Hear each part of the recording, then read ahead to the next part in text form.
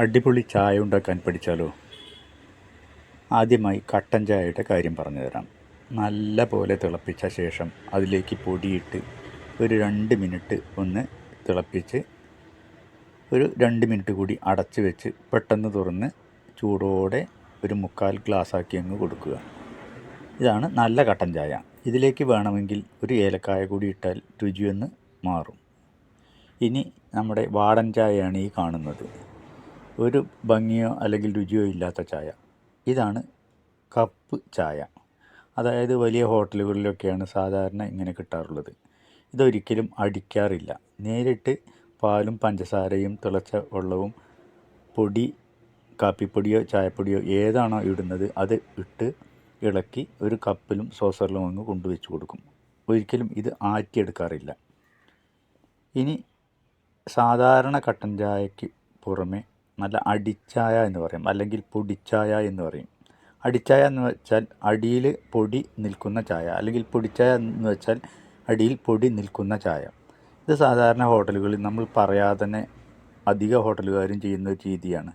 ഇതിനെ അടിക്കുകയൊന്നുമില്ല, വളരെ ചൂടിലായിരിക്കും ഈ ചായ തരിക. പിന്നെ ഉള്ളത് നല്ല കട്ടൻ കാപ്പിയാണ്. കട്ടൻ കാപ്പി ഏത് കാപ്പി ഉണ്ടാക്കിയാലും ഒരേ രുചിയാണെന്ന് പറയും, എന്നാൽ ഒരേ രുചിയല്ല. ഇതിൻ്റെ വെള്ളത്തിൻ്റെ തിളപ്പ്, പാല് ചേർക്കൽ, പാൽപ്പൊടി അല്ലെങ്കിൽ കാപ്പിപ്പൊടി ഇവയെല്ലാം ചേർക്കുന്നത് ഇതിൻ്റെ രുചി മാറ്റും. ഇനി അടിച്ചായ, അടിച്ചു കൂട്ടുന്ന ചായ കേട്ടോ, നേരത്തെ പറഞ്ഞാൽ അല്ല. നല്ല ഉയർത്തി 1 മീറ്റർ 2 മീറ്റർ ഉയരത്തിലങ്ങ് പോക്കി ഈ ഗ്ലാസ്സിലേക്ക് പകർന്നു തരുമ്പോൾ അത് നല്ല പതയായി വരും. ഈ ചായ ആറ്റിയെടുക്കുന്നതിനും ഒരു ട്രിക്കുണ്ട്. അടിയിലെ കപ്പ്, അതായത് ഇടത്തെ കൈയിലെ കപ്പ് ഫ്രീ ആയും വലത്തെ കൈയിലെ കപ്പിൽ ചായ പകർന്നും എടുത്ത് അത് വളരെ ഉയരത്തിൽ കൊണ്ടുപോയി മെല്ലെ താഴേക്ക് വീഴുന്ന രീതിയിലേക്ക് കൊണ്ടുവരിക. ഇത് തുടങ്ങുമ്പോൾ 2 കപ്പുകളുടെയും വാക്കുകൾ അടുത്ത് തൊട്ട് പിടിച്ചാൽ ഇത് നിങ്ങൾക്കും സാധ്യമാവും. അതുകൊണ്ട് തന്നെ ഇത്തരത്തിലുള്ള വാടച്ചായ വീട്ടുകാർക്ക് കൊടുക്കാതെ എന്നും ഈ വാടലാണോ എന്നുള്ള ചോദ്യം ഒഴിവാക്കി നല്ല അടിപൊളി ചായ ഉണ്ടാക്കി വീട്ടുകാർക്ക് കൊടുക്കുക. വലിയ പാടൊന്നുമില്ല, ഒന്ന് ക്ഷമിക്കണമെന്ന് മാത്രം. പിന്നെ ചായയുടെ വെള്ളത്തിനുമുണ്ട് ഒരു പ്രത്യേക കൂട്ട്. അതിന് ആദ്യമായി വേണ്ടത് വെള്ളം നല്ലപോലെ എല്ലായിടവും തിളച്ച്, അതിൻ്റെ എല്ലാ ഭാഗവും തിളച്ച് അതിലേക്ക് മാത്രം പൊടിയിടുക.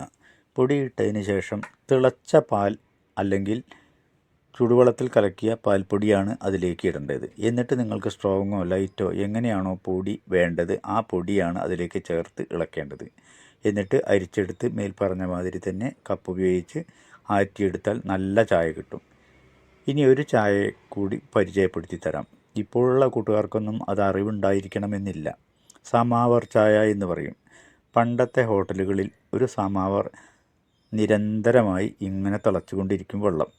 ഈ സമാവറിൻ്റെ നടുവിലൂടെയാണ് കരിയെടുത്ത് ഇട്ട് അതിനെ കത്തിക്കുന്നത്.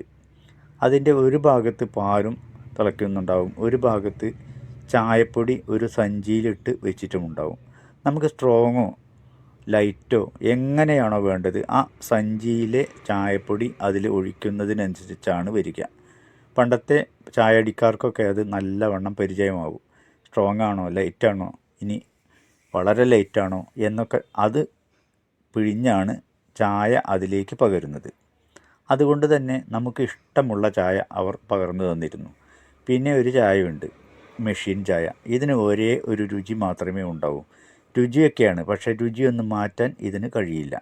കാരണം ഇതിൻ്റെ അളവിൽ ഇട്ടാൽ മാത്രമേ ഇതിൽ ചായ ഏറ്റവും രുചിയായി കിട്ടുകയുള്ളൂ. പിന്നെ ചായ ഉണ്ടാക്കി വെച്ച് സമാവറിലാക്കുന്ന ഒരു രീതിയുമുണ്ട്, അതിന് രുചി വളരെ കുറവായിരിക്കും.